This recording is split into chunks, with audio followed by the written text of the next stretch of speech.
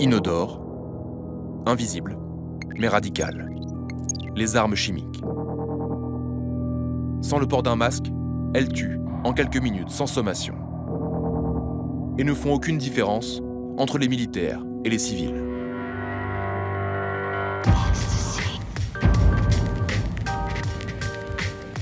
Au premier abord, une munition chimique ressemble à une munition classique. Mais au lieu d'être chargée d'explosifs, elle est remplie de gaz hautement toxiques. On croyait ces images de massacres à l'arme chimique révolues. Mais au mois d'août 2013 en Syrie, des centaines de civils sont morts, gazés. Les gens vomissaient et s'étouffaient, de la mousse sortait par leur nez et leur bouche, et leur vue devenait trouble. Bachar el-Assad, le président syrien, est accusé d'avoir gazé sa propre population. Pour les États-Unis et la France, une ligne rouge a été dépassée. Le massacre chimique de Damas ne peut rester sans réponse. Les télévisions diffusent en boucle l'indignation occidentale. Les images de ce massacre sont révoltantes. On ne peut pas laisser passer ça. Face à ces images d'enfants gazés, rien n'empêcherait de stopper le boucher Assad. Un haut-le-cœur mondial. Mais derrière ces cris d'orfraie, les pays occidentaux n'ont-ils pas eux aussi une part de responsabilité dans ces massacres? En Syrie, le régime a utilisé des produits chimiques achetés en Angleterre, en Allemagne et peut-être en France. En Irak, des entreprises françaises sont pointées du doigt pour le massacre de civils à la fin des années 80. Nous allons vous dévoiler comment des Français ont aidé ces dictatures à fabriquer des armes interdites par la communauté internationale. Est-ce que vous êtes devenu intermédiaire pour le programme chimique irakien? Vous qui étiez promoteur immobilier. Je ne vous répète plus, partez. J'ai assez de tout ça. De la Syrie au Bahreïn, en passant par l'Irak, enquête sur une grande hypocrisie.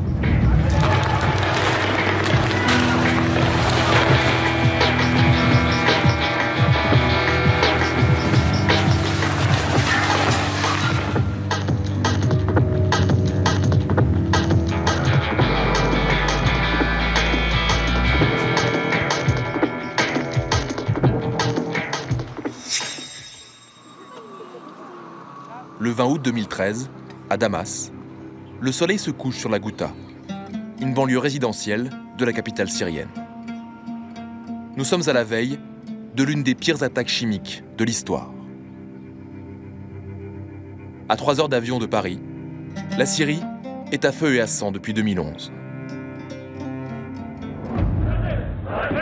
Portée par les printemps arabes, une partie des Syriens réclame le départ de Bachar el-Assad, dont la famille dirige d'une main de fer le pays depuis 44 ans.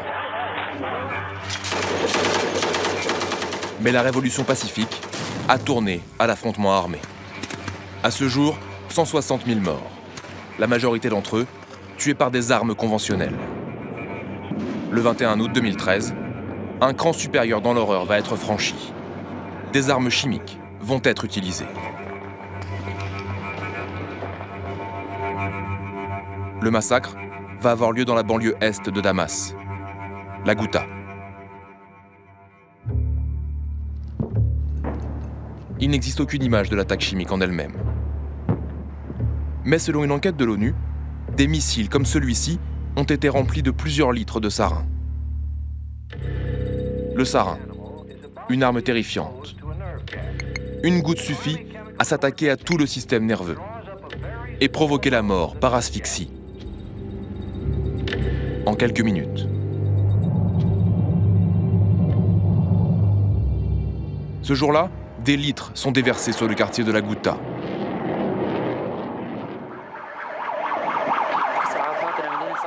Surpris en pleine nuit, les habitants sortent leur téléphone portable et capturent les instants de panique qui suivent l'attaque. Cette nuit-là, entre 400 et 1400 civils vont mourir, gazés à l'arme chimique. Pour les journalistes, impossible d'enquêter directement en Syrie. Trop dangereux.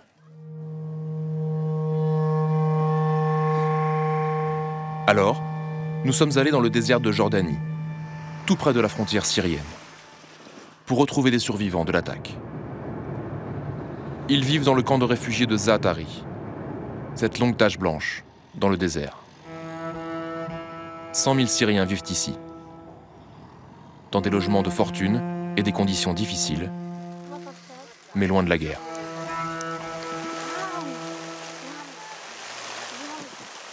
Les survivants que nous avons interrogés ont souhaité garder l'anonymat parce qu'ils ont encore de la famille dans la banlieue de Damas.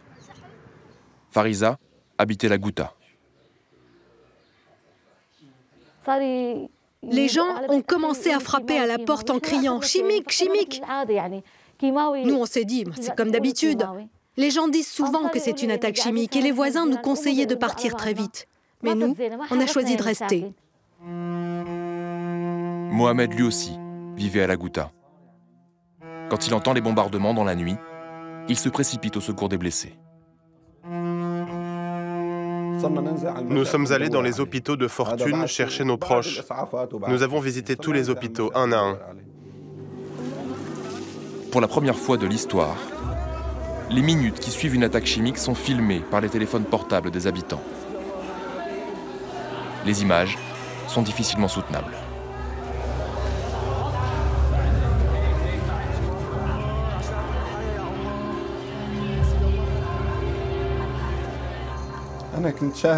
Oui, j'ai vu ce genre d'image vidéo.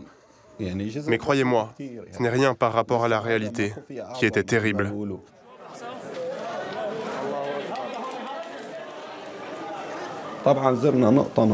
Partout où nous allions, il y avait des morts. Moi-même, j'en ai vu plus de 300.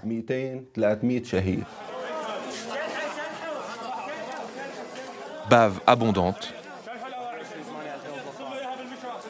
asphyxie, convulsions, les symptômes habituels d'une exposition au gaz sarin.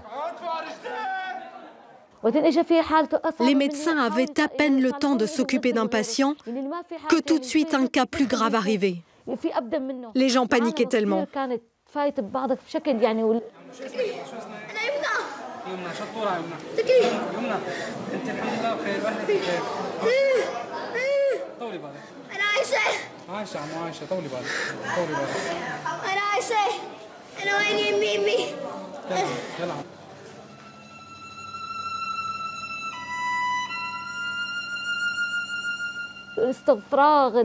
Les gens vomissaient, ils s'étouffaient, l'odeur était anormale. Puis ma vue a commencé à se troubler. Jusqu'au lendemain, personne ne savait comment les soigner. Il n'y avait qu'un seul remède, les arroser avec des seaux d'eau.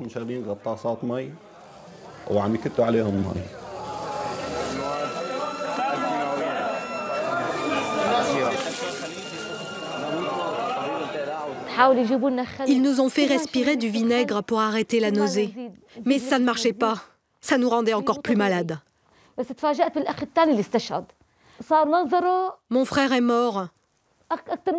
Il était tout gonflé, c'était incroyable. De la mousse sortait par sa bouche et par son nez. Je n'ai pas pu supporter cette vue. Je ne pourrai jamais oublier ça. Il faudra presque 3 jours pour que le monde réalise l'ampleur du massacre chimique. Nous avons des vidéos très dures. Cette vidéo que nous avons obtenue est absolument horrible. L'opposition affirme que des femmes et des enfants ont été gazés à l'arme chimique dans la banlieue de Damas. L'opposition syrienne parle d'au moins 1300 morts et accuse le régime d'avoir utilisé des gaz toxiques.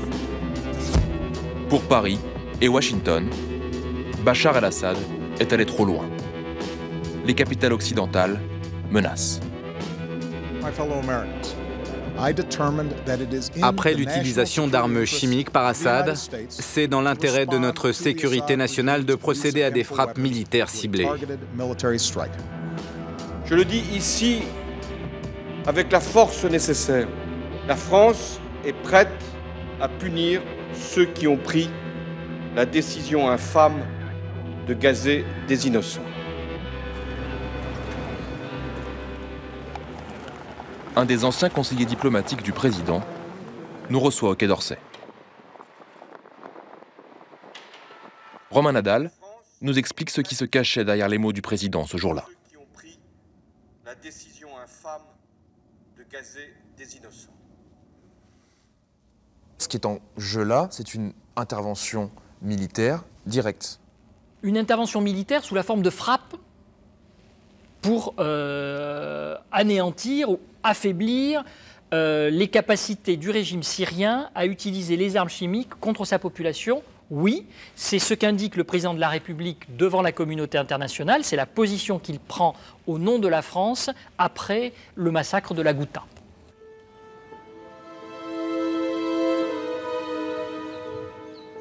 C'était une déclaration tout à fait forte qui satisfait ceux qui attendent une fermeté quelconque des pays occidentaux. Mais en réalité, elle n'a été suivie que par le vide. Et en effet, Assad sera épargné. Face à l'imminence des bombardements, Vladimir Poutine, l'allié indéfectible du régime syrien, propose de détruire l'arsenal chimique de la Syrie. Bachar el-Assad accepte. Des inspecteurs de l'ONU sont envoyés en Syrie pour y démanteler la totalité de l'arsenal chimique. À ce jour, 92% des armes chimiques syriennes ont été transportées hors du pays et chargées sur ce cargo pour être détruites. Les frappes aériennes ne sont plus à l'ordre du jour. Malgré tout, la France considère l'opération comme un succès. Est-ce que vous comprenez qu'il y a une grande différence entre nous allons punir les responsables et nous allons aider le régime syrien à démanteler son programme chimique? C'est pas le même ordre de valeur. Il y a des objectifs que nous nous fixons et ensuite il y a le résultat que nous pouvons obtenir en fonction des équilibres diplomatiques et de l'état de la communauté internationale pour avancer et pour décider. Ce que souhaitait la France, c'est qu'il n'y ait plus d'armes chimiques en Syrie et que le régime de Bachar el-Assad ne puisse plus les utiliser. Le résultat est là et c'est ça qui compte aujourd'hui. La France croyait l'arsenal chimique d'Assad sous contrôle. Mais le 11 avril dernier, un baril rempli de chlore est lancé depuis un hélicoptère sur la petite ville de Kafr Zita, à l'ouest du pays. Une fumée jaune, spécifique au chlore, se disperse. Voilà ce qui reste du baril lancé depuis l'hélicoptère. Une bombe sale venue des airs. Le chlore est beaucoup moins puissant que le sarin. 2 morts ce jour-là. Mais l'attaque est comme un bras d'honneur aux Occidentaux. Personne n'a pu empêcher Bachar el-Assad d'utiliser à nouveau des armes chimiques. Au micro d'Europe 1, François Hollande se scandalise de cette nouvelle utilisation d'armes chimiques par le régime syrien. Est-ce qu'il est vrai que Bachar el-Assad a utilisé des armes chimiques? Je n'ai pas eu de doute sur l'utilisation des armes chimiques par le régime de Bachar el-Assad. C'est la raison pour laquelle, vous vous en souvenez, en septembre... Mais encore maintenant? Là, nous avons encore quelques éléments, mais je n'ai pas les preuves. Ce que je sais, c'est que ce régime a démontré à la fois l'horreur des moyens qu'il pouvait utiliser et le refus de toute transition politique. Un discours sans équivoque. Pourtant, vous allez voir que rien de tout cela n'aurait été possible sans la complicité des pays occidentaux, dont la France. Pour le comprendre, il faut revenir aux années 70, quand Hafez el-Assad, le père de l'actuel président syrien, décide d'acquérir une arme dissuasive pour contrer son ennemi israélien, qui, lui, dispose d'un programme nucléaire.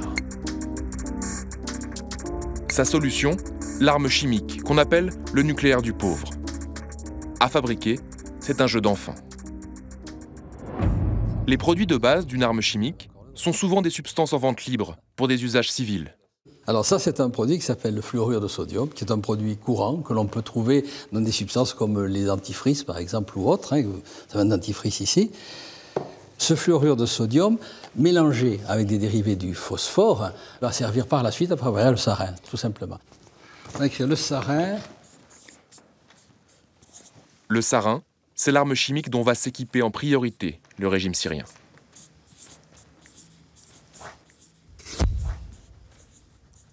Théoriquement, faire une arme chimique comme le sarin, c'est assez simple. C'est très simple. Je dirais qu'à Bac+2, un chimiste peut le faire. C'est terrifiant, ça aussi. C'est terrifiant, oui, je sais bien. Je dis bien, c'est terrifiant. Avec peu de moyens, on peut arriver à faire une arme de destruction massive, par conséquent qui rejoint le nucléaire, peut-être pas autant d'ailleurs, parce que c'est quand même une surface limitée qui sera atteinte, mais il n'empêche, l'arme chimique est une arme qui est facile à faire. Toute la difficulté pour un dictateur consiste alors à se procurer ces substances inoffensives en grande quantité, afin de fabriquer en cachette des armes interdites. C'est là que l'Occident entre en jeu. Dès le début, la France se retrouve impliquée dans le programme chimique syrien. C'est ce que confirme un rapport de 1990. Il parle même d'une French Connection. Selon ce document rédigé par un chercheur américain, des grands noms de l'industrie pharmaceutique ont massivement débarqué à Damas dans les années 80. Le rapport souligne aussi le rôle crucial joué par la France pour aider la Syrie à développer l'arme chimique. À la fin des années 2000, la Syrie possède le plus grand arsenal chimique clandestin du monde. Et les rapports avec la France se portent bien. Tapis rouge, pour la France, le maître de Damas n'est plus un paria. Sous Nicolas Sarkozy, notre pays est même le seul à tendre la main au dictateur syrien. Il est l'invité d'honneur lors des célébrations du 14 juillet 2008. Mais la France n'est pas la seule à avoir aidé la Syrie. Plus récemment, en septembre 2013, un quotidien anglais révèle que le Royaume-Uni a livré à la Syrie des tonnes de produits chimiques sensibles. Le gouvernement anglais a laissé des entreprises exporter des produits chimiques à la Syrie pour fabriquer du sarin. Cet article, et les révélations qu'il contient, vont donner des idées à un député en Allemagne. À Hambourg, nous sommes allés rencontrer l'ancien directeur d'une ONG spécialisée sur les armes chimiques, aujourd'hui élu de gauche au Parlement allemand. Jan van Aken se souvient du jour où il a découvert l'article du quotidien anglais sur Internet.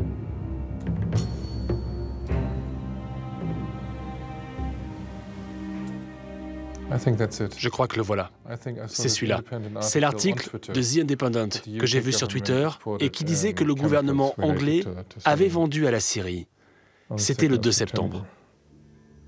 En compilant des statistiques publiques, le député allemand en est convaincu. Son pays a livré des produits chimiques sensibles à la Syrie. Il demande confirmation au gouvernement allemand. La réponse viendra en quelques jours. Voilà la question qu'on a posée au gouvernement, leur demandant s'il avait autorisé l'exportation de produits chimiques sensibles vers la Syrie. Et ils ont répondu oui. C'était un choc pour moi. Dans la réponse, une longue liste de produits chimiques fournis à la Syrie. Beaucoup de ces produits contiennent du fluor.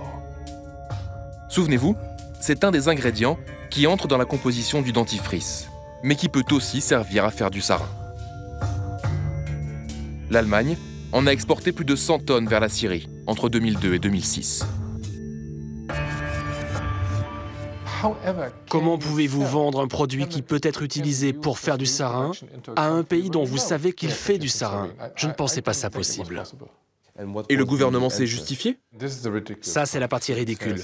Il est écrit, dans tous les cas, les Syriens nous ont garanti que l'utilisation civile de ces produits était plausible. C'est comme aller en Corée du Nord aujourd'hui et leur vendre de l'uranium juste parce que le gouvernement coréen nous dit « Oh, mais ça, c'est tout à fait pacifique ». Vous pensez que des entreprises françaises ont fait le même genre de business avec Bachar el-Assad? Je suis presque sûr qu'il n'y a pas que des entreprises allemandes, mais aussi d'autres pays, et très probablement des françaises. Je n'ai pas de nom à vous donner, mais la France a une industrie chimique très importante et a toujours eu de bonnes relations avec la Syrie. Il leur vendait bien des armes il y a 30 ans, alors pourquoi pas des produits chimiques?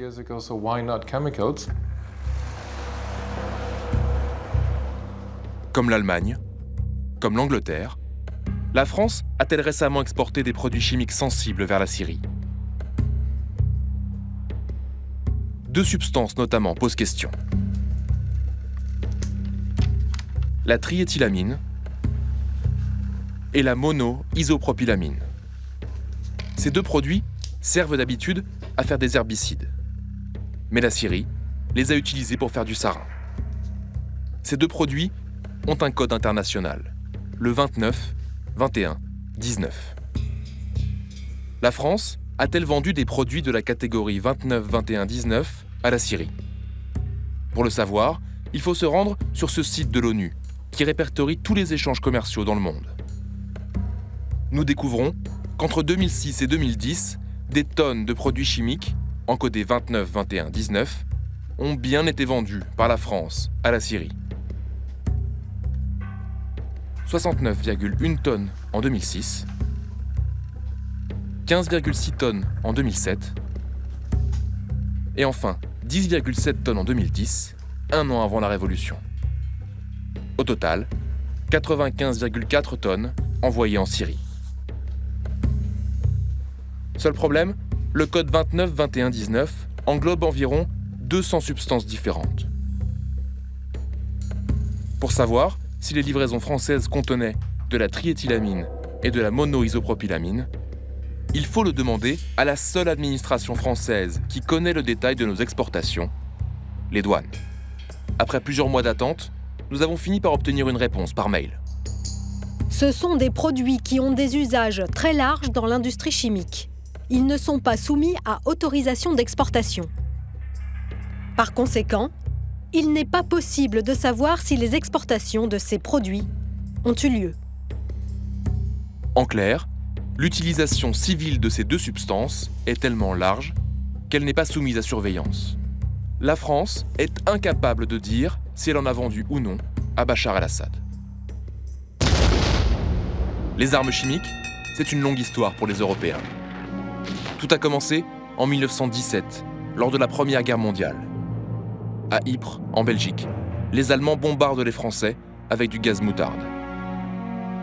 Le gaz brûle les yeux, les poumons, et cause des plaies presque impossibles à soigner. L'arme chimique fera peu de morts à l'échelle de la Grande Guerre. Mais la communauté internationale décide de l'interdire. Une convention, signée à Genève en 1925, bannit toute utilisation d'armes chimiques dans les conflits. Mais lors de la Seconde Guerre mondiale, les Allemands lui trouvent une nouvelle utilisation. Pour mettre en œuvre la solution finale, l'extermination des Juifs, Hitler va détourner un produit insecticide à base de cyanure et le transformer en gaz mortel. Son nom a marqué l'histoire, le Zyklon B. Le Zyklon B est pulvérisé dans les chambres à gaz, via les tuyaux d'aération, puis les pommeaux de douche.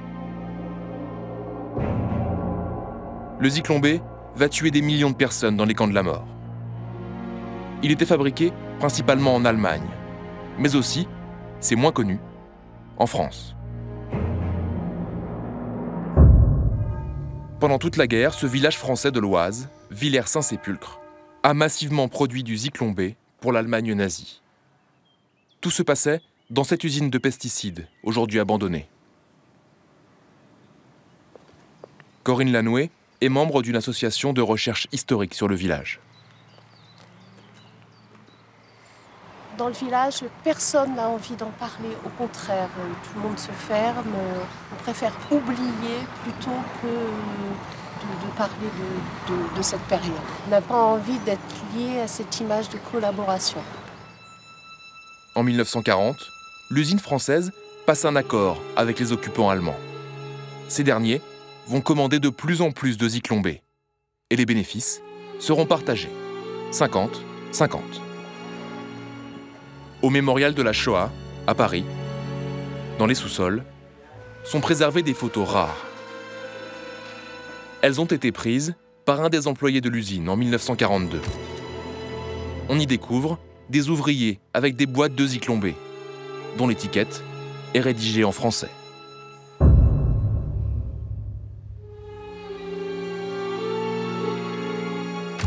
Derrière ces autres ouvriers, toujours plus de Zyklon B.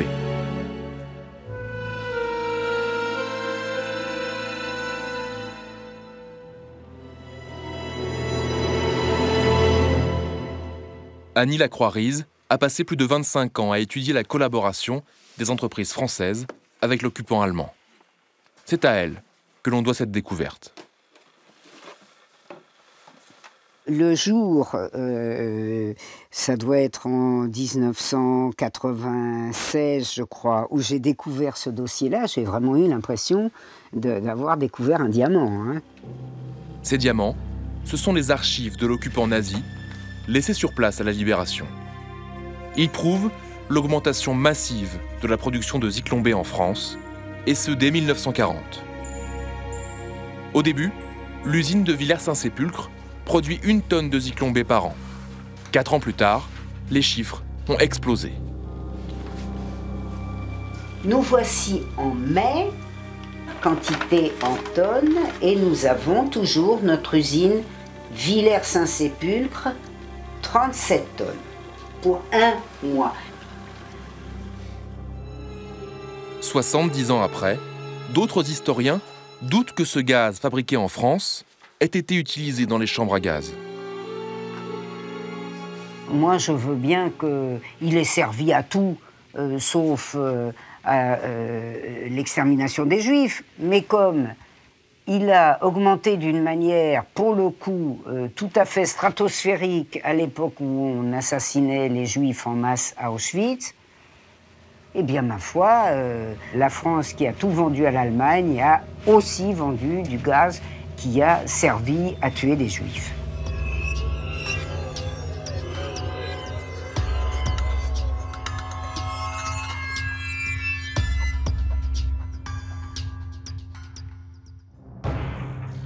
Après la guerre, les grandes puissances fabriquent des milliers de tonnes d'armes chimiques. Et ce, malgré le traité d'interdiction de 1925. Ici, dans une base militaire américaine, des milliers de fûts remplis de sarin.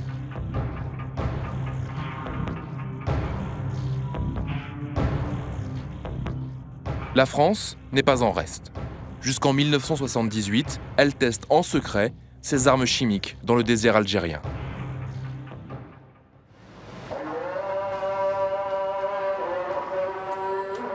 C'est dans ce contexte qu'à la fin des années 80, un autre drame va survenir.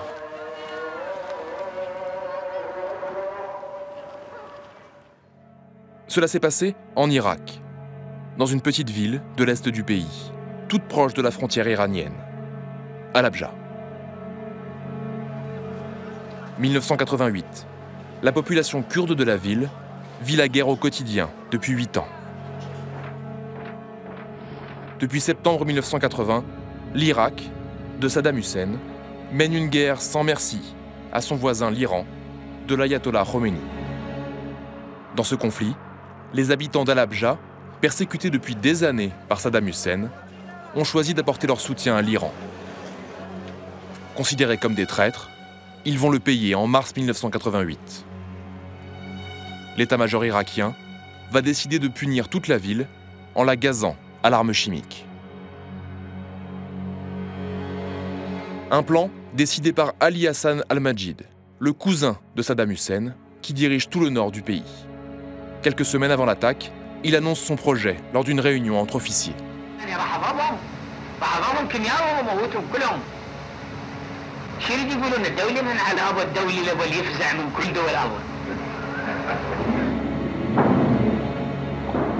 Le 16 mars 1988, à 15h, les Mirages de l'armée irakienne pilonnent la ville.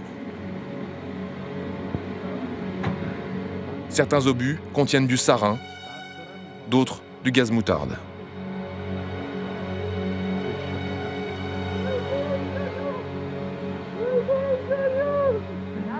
« 5000 morts, gazés en quelques heures.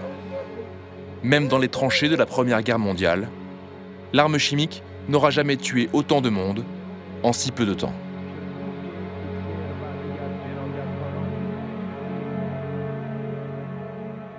26 ans après, la ville martyre conserve les stigmates de l'attaque, dans chaque ruelle.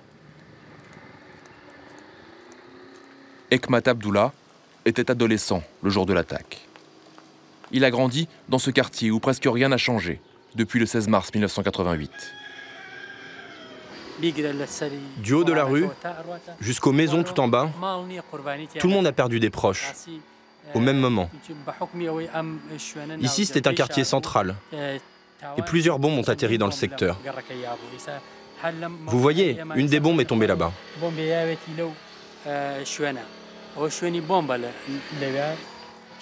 Ici, dans ces ruelles, il y avait des cadavres partout. Si vous regardez les images d'archives tournées ce jour-là, vous verrez une file de cadavres jusqu'à la maison là-bas.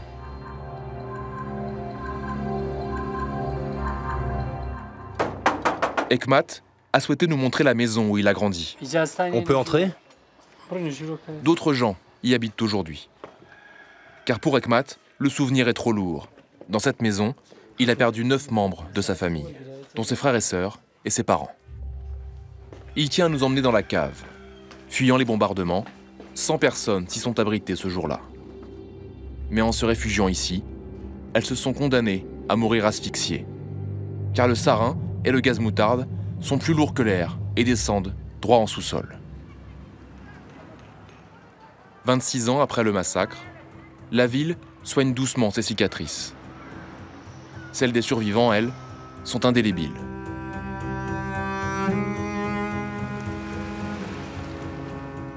Kamal a 39 ans. Il en paraît 20 de plus. Le gaz moutarde a attaqué ses yeux et ses poumons. À jamais. Aujourd'hui, j'ai un pied dans la tombe. Mes poumons sont gravement atteints et ça ne s'améliore pas. Vous voyez, j'ai une machine à côté pour m'aider à respirer. Je dois l'utiliser 16 heures par jour. Alors toutes les heures, je l'utilise 45 minutes et ensuite j'ai 15 minutes de repos.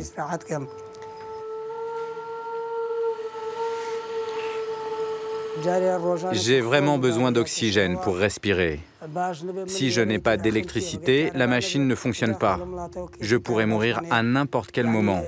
En fait, ma vie ne tient qu'à un fil.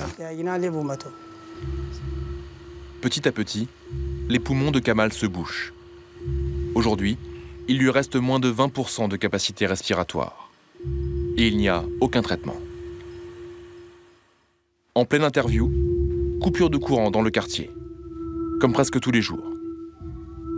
Sans courant, plus de machines à oxygène. Voilà à quoi tient aujourd'hui la vie de certains survivants d'Halabja. Une demi-heure plus tard, la lumière et l'oxygène sont revenus chez Kamal.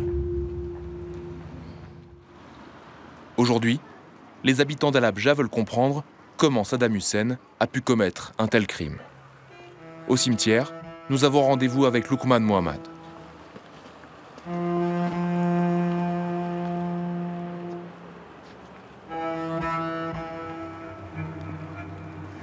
Ce survivant cherche aujourd'hui à obtenir justice pour l'un des pires massacres de la fin du XXe siècle.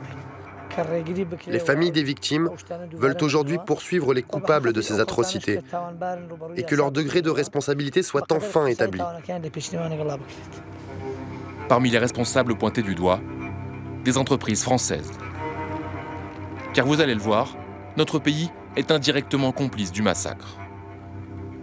Pour comprendre comment, il faut revenir quelques années en arrière.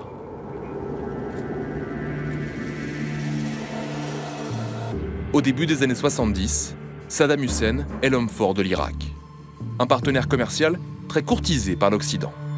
Jacques Chirac, alors Premier ministre, se rend en visite officielle à Bagdad en 1974.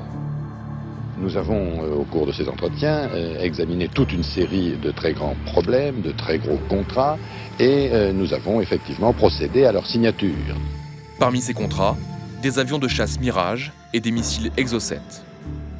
Une fois ces ventes réalisées, la voie est libre pour des sociétés qui pourront vendre secrètement à Saddam de quoi nourrir son projet militaire le plus cher, un arsenal chimique. l'Irak a pu considérablement accélérer son programme chimique militaire en allant faire ses courses effectivement en Occident et notamment en Europe. Et cette acquisition de technologies occidentales lui a permis d'aller beaucoup plus vite qu'il ne l'aurait fait avec un programme purement national. Le fait d'avoir effectivement bénéficié d'aides technologiques volontaires ou involontaires de la part d'un certain nombre de fournisseurs européens a clairement accéléré la capacité de l'Irak à acquérir l'arme chimique. Ces fournisseurs du programme chimique ont tous été identifiés grâce à une enquête très fouillée.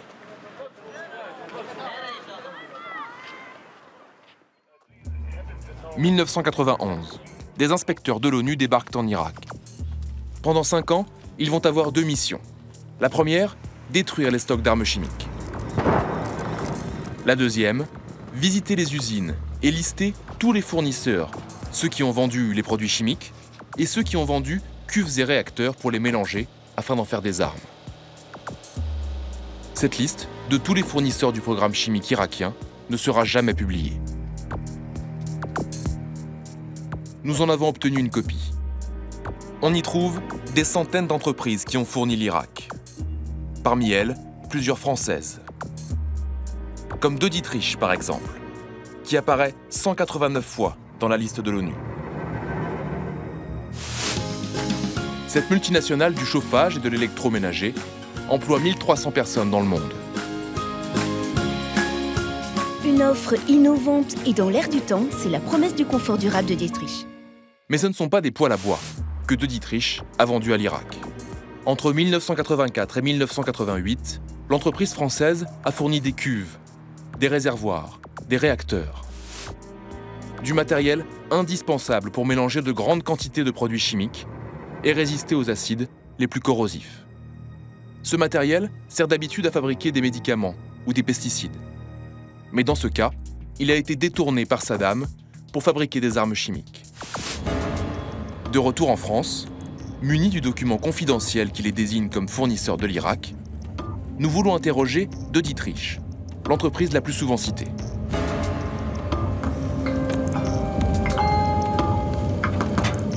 Mesdames, Messieurs, nous arrivons dans quelques minutes en gare de Strasbourg. L'entreprise, basée en Alsace, n'a jamais répondu à nos sollicitations, par mail ou téléphone. Alors, nous nous sommes invités à son siège social, le château de Reichshofen. Selon nos informations, Daniel Steck, le PDG du groupe, est censé être présent ce jour-là. Dans la cour du château, l'entreprise affiche fièrement ses produits. Ce sont des réacteurs comme celui-ci qui ont été retrouvés en Irak. Dans le parc du château, le cache-cache avec le PDG Daniel Steck commence. Bonjour monsieur, je cherchais monsieur Steck. Est-ce que vous savez où il est par hasard? Ah, monsieur Steck n'est pas là, il est en déplacement aujourd'hui. Il est en déplacement aujourd'hui? Ouais. Merci beaucoup. Je vous en prie. Merci à vous. Bonne journée à vous. Nous nous rendons à l'usine De Dietrich, toute proche. Ici, 400 employés fabriquent du matériel industriel de pointe. C'est dans une usine, comme celle-là, que les cuves et les réacteurs utilisés en Irak ont été produits. À l'accueil, notre venue est visiblement attendue. Bonjour monsieur. Vous êtes des journalistes? Oui, journaliste. Non. Personne ne peut vous recevoir cet après-midi, ni demain, ni après-demain. C'est des consignes peut-être. Maintenant, prenez-le comme vous voulez. Et monsieur Steck, il a rendez-vous ici cet après-midi, c'est ça? Je ne sais pas. D'accord. Bon, vous parlez de livraison de Dietrich en Irak, dans les années 80. Oh, mais... Ah oui, mais De Dietrich a livré en Irak dans les années 80. Mais oui, je sais. J'avais entendu des bruits, mais bon, ça s'est pas trop ébruité. Mais sans plus. Bon, excusez-moi. Merci monsieur, j'ai bien compris. Merci. Pour la énième fois, nous avons ensuite tenté de joindre la directrice de la communication de l'entreprise.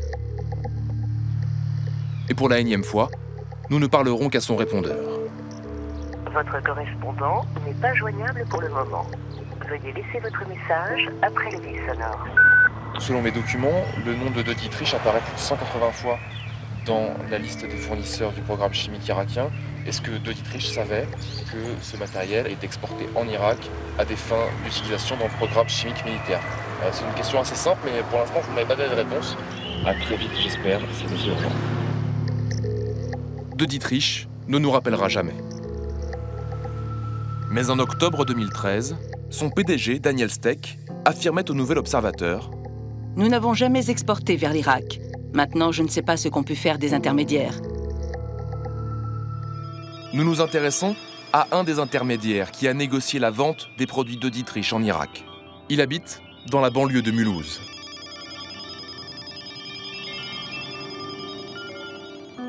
Dans le document confidentiel de l'ONU, juste à côté de Dietrich, un nom. Protic. Vérification faite, il s'agit en fait de Protec. Protec est une modeste PME dont le siège social est basé dans cet immeuble résidentiel. Étrangement, le cœur de métier de Protec n'est pas l'industrie chimique, mais l'immobilier, et notamment les maisons de retraite. Pourquoi de Dietrich a-t-il vendu ses cuves en Irak par l'intermédiaire d'un agent immobilier? Nous voulons poser la question au patron de Protec de l'époque, Roger Kiss. Il habite aujourd'hui dans le même immeuble que la société qu'il a fondée. Nous filmons, discrètement.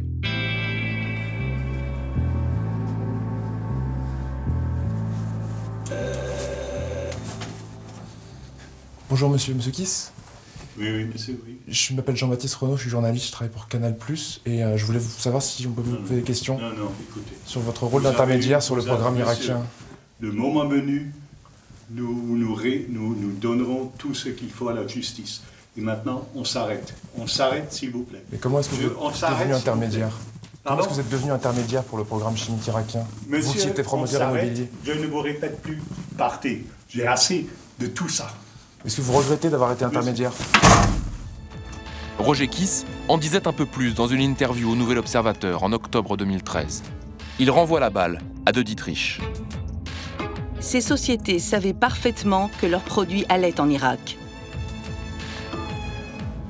Après des années de silence, la justice française a enfin décidé de s'occuper de cette affaire.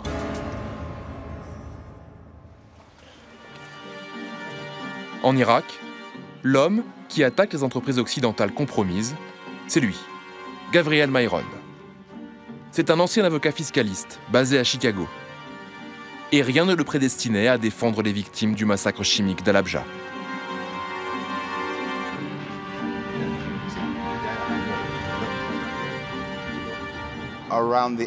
À la fin des années 1990, début 2000, je me suis dit c'est le moment de changer quelque chose. J'avais gagné pas mal d'argent dans l'immobilier et j'ai réalisé que je n'avais plus de but dans la vie. Alors, j'ai commencé à réfléchir aux droits de l'homme.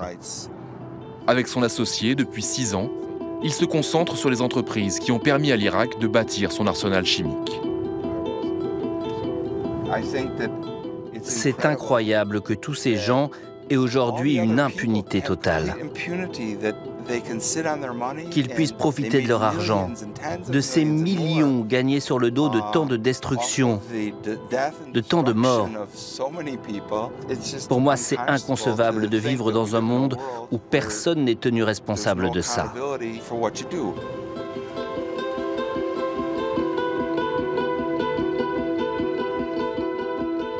Gabriel Mayron s'est procuré la fameuse enquête de l'ONU, rédigée par les inspecteurs.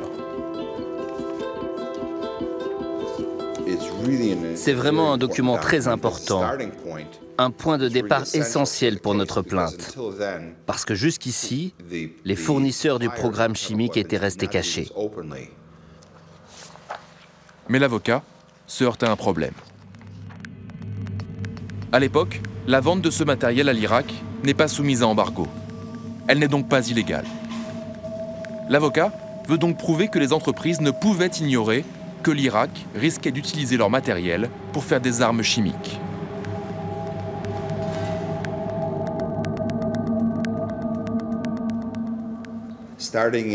À partir de 1983, on savait que l'Irak utilisait des armes chimiques dans sa guerre avec l'Iran. Alors entre 83 et 88, tous ceux qui vendaient des produits à l'Irak, qui pouvaient être détournés pour faire des armes chimiques, auraient dû se demander « Est-ce que je contribue au programme chimique ?» Un détail l'intéresse particulièrement, les dates de livraison. Pour De Dietrich, selon l'avocat, elles sont accablantes. Selon lui, l'entreprise a livré en 1987, un an avant le massacre, mais aussi en 1988, l'année du drame. Ils ont continué à exporter en 1988 ? Eh oui, malgré le choc que l'attaque d'Al-Habja a provoqué en France. Donc selon vous, ils ont vendu après le massacre ? Pas selon moi, selon le document de l'ONU. Moi, je lis juste ce que l'ONU écrit. Selon l'avocat, les volumes livrés prouvent que l'Irak ne fabriquait pas seulement des produits à usage civil.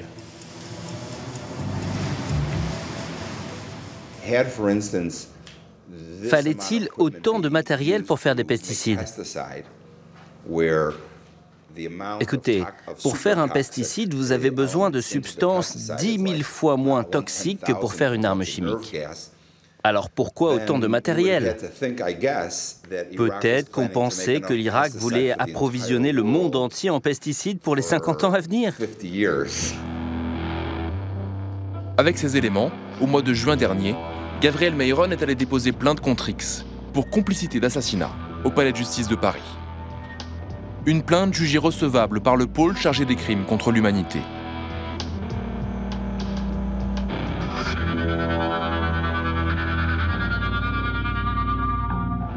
L'avocat est venu à Al-Habja annoncer la bonne nouvelle.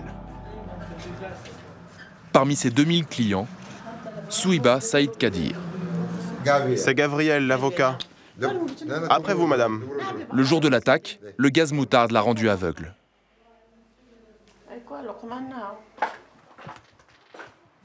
Je voulais simplement vous bénir et je suis content de voir que vous allez bien. Merci, merci. Je peux vous dire que la procédure avance, plus vite que prévu. Tout ça prend toujours du temps, mais on avance bien. J'espère que vous allez bien vous occuper de notre dossier. Grâce au travail de l'avocat, des Français seront peut-être bientôt tenus pour co-responsables d'un massacre à l'arme chimique, 26 ans après. Mais aujourd'hui, la France prend-elle toujours le risque de livrer des produits dangereux à des régimes autoritaires? Bahreïn, un petit royaume du Golfe, coincé entre le Qatar et l'Arabie Saoudite. Depuis février 2011, le royaume est pris à son tour dans la tourmente des printemps arabes. Comme en Tunisie, en Égypte, en Syrie, des manifestations pacifistes sont violemment réprimées par le gouvernement. Tensions et affrontements à Bahreïn où la police a ouvert le feu cet après-midi sur des manifestants dans la capitale. Au Bahreïn, pour punir les manifestants, la police utilise du gaz lacrymogène en quantité astronomique. Au plus fort de la répression, 2000 grenades sont utilisées chaque jour. Après les manifestations, des militants des droits de l'homme ont souvent retrouvé ces grenades rouges, ici par dizaines en 2011. En les regardant de plus près, les activistes ont trouvé des inscriptions en français.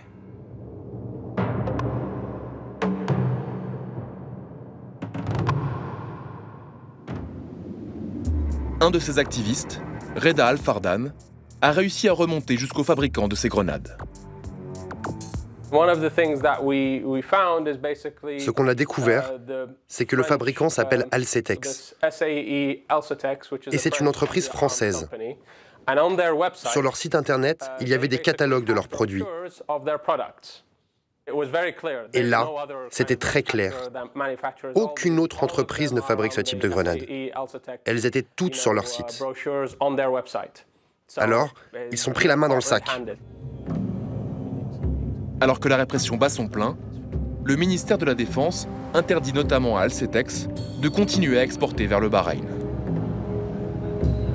Notre pays a suspendu les livraisons de matériel pouvant être utilisé à des fins de répression à compter du 17 février 2011. Mais le mal est fait. La police de Bahreïn dispose d'importants stocks de lacrymogènes et va les utiliser comme des armes chimiques. Sur ces vidéos amateurs, on voit la police de Bahreïn tirer des grenades de gaz dans les maisons. Une pratique interdite car apparentée à l'utilisation d'armes chimiques. À l'intérieur, un brouillard de gaz lacrymogène dans toutes les pièces. Les personnes âgées et les enfants suffoquent en premier. La petite Sajida, 5 jours, était asthmatique. Elle n'a pas survécu à l'attaque de sa maison par les gaz. Et elle n'est pas la seule. En l'espace d'1 an, 39 personnes vont périr par la faute de ces grenades. Jusqu'au printemps 2012, le temps que la police utilise ses stocks, des habitants vont retrouver des grenades françaises rouges, comme ici, sur le sol de leur maison.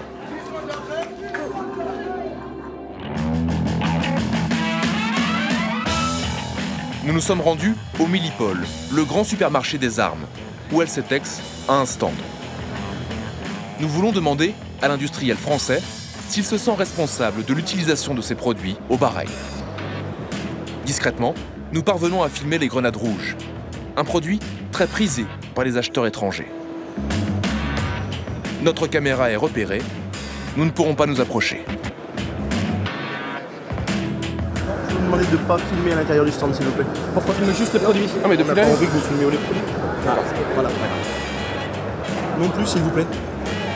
on a le droit de filmer partout où on veut, dans la limite des allées. Non, c'est vrai, c'est pas la peine de se mettre devant, vraiment. Et moi, j'ai le droit de me mettre où je veux, aussi. Le responsable de la communication, lui non plus, ne communiquera pas. Non? La direction ne souhaite pas. La direction ne souhaite pas? Je ne souhaitais pas être filmé. Parce que j'ai des questions assez précises, notamment sur le Bahreïn. Je veux savoir si vous aviez vendu ces grenades qui sont juste là-bas au Bahreïn. Nous ne pouvons communiquer sur aucun document. Ce sont vos grenades qui sont trouvées au Bahreïn? Je ne sais pas. Bah si, c'est les vôtres, elles sont juste là. Vous allez voir les administrations. Comment elles sont arrivées là-bas? Vous allez voir l'État français. Comment est-ce qu'elles sont arrivées au Bahreïn, ces grenades lacrymogènes, les gaz CS? C'est bon, vous continuez votre question, moi je vous donne continue ma réponse. Allez voir l'État français. Depuis 2011, 39 personnes sont mortes, notamment vous allez voir l'État français. Dues à l'exposition à des gaz lacrymogènes. D'accord, vous répondrez que ça. Tout à fait.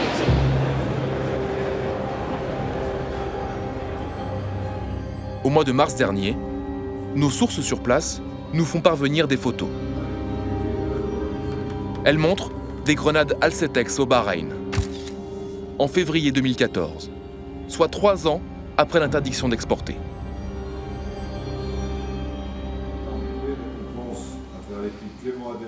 Question au porte-parole du ministère de la Défense.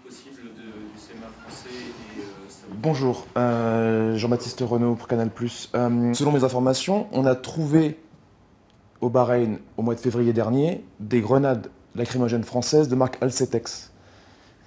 Et il y a même des photos qui ont été prises pour prouver que ces grenades étaient de retour au Bahreïn. Est-ce que la France a recommencé à livrer ce matériel au Bahreïn? Alors, je peux répondre tout à fait officiellement que l'interdiction mise depuis février 2011 n'a pas changé. Il y a eu des autorisations d'exportation pour du matériel de détection et de décontamination, mais en aucun cas de matériel offensif. Et donc, comment on explique qu'on retrouve ces grenades lacrymogènes au Bahreïn en février 2014? Je n'ai pas d'explication. Est-ce que vous pouvez regarder, vous renseigner, me tenir au courant? On va regarder, oui, certainement, bien sûr. Merci. Autre question? Nous n'aurons jamais les explications promises de la part du ministère de la Défense. Il est pourtant question de vies humaines et de livraison de matériel dangereux à des régimes brutaux. Mais depuis plus d'1 siècle, avec les armes chimiques, c'est toujours la même histoire. Les Occidentaux vendent leur technologie aux dictatures, puis s'indignent quand elles l'utilisent. Une grande hypocrisie, une hypocrisie aux conséquences mortelles.